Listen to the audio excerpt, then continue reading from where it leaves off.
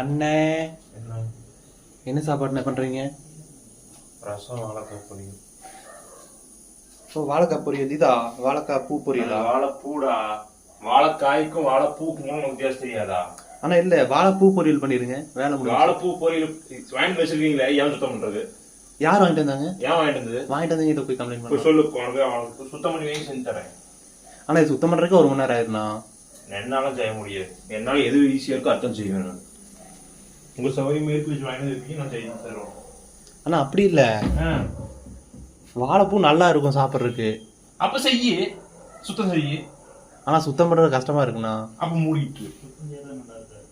அண்ணா இல்லண்ணா, கொஞ்சம் எனக்கு வருத்தமா இருக்கு.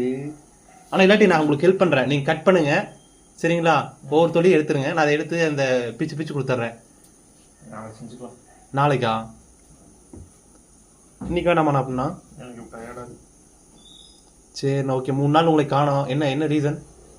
கொஞ்சம் அமைதியா இரு, பழசு நோண்டாத. சரிண்ணா, ஓகேண்ணா. இதே நோண்டில் நான் உங்கள்கிட்ட வேற. டேய், நீ வாழை நார் மட்டும் உரி, சேர்த்து காயும் உரிச்சிட்டு இருக்க, டேஸ்டே போயிடும். அது ஆனா மேல அந்த தொல்லி எடுத்தா தானே அழுக்கெல்லாம் போகும். அப்படியே கருப்பாயிரும், டக்குன்னு போடணும், தண்ணி போடலீங்க. மேல அந்த தொல்லி எல்லாம் எடுத்தாதான்.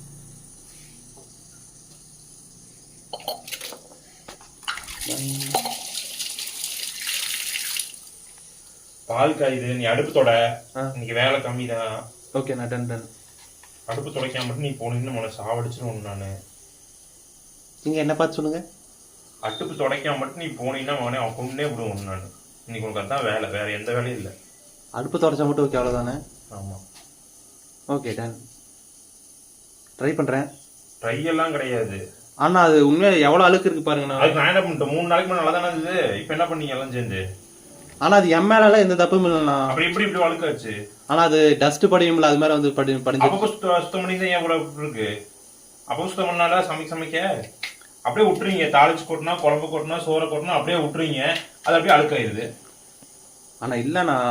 என்ன நொல்லண்ணா, அதான்டா பண்றீங்க. நான் பல வாட்டி பார்த்துட்டேன். நீங்க சமைச்சீங்கன்னா சமைச்சு முடிச்சு அடுப்பு துடைக்கிறது இல்லை, அப்படியே புட்டு போயிடுறது. அது அப்படித்தான் ஆகும். அது நாங்க அப்படி வேணும்னு பண்றது இல்லைன்னா.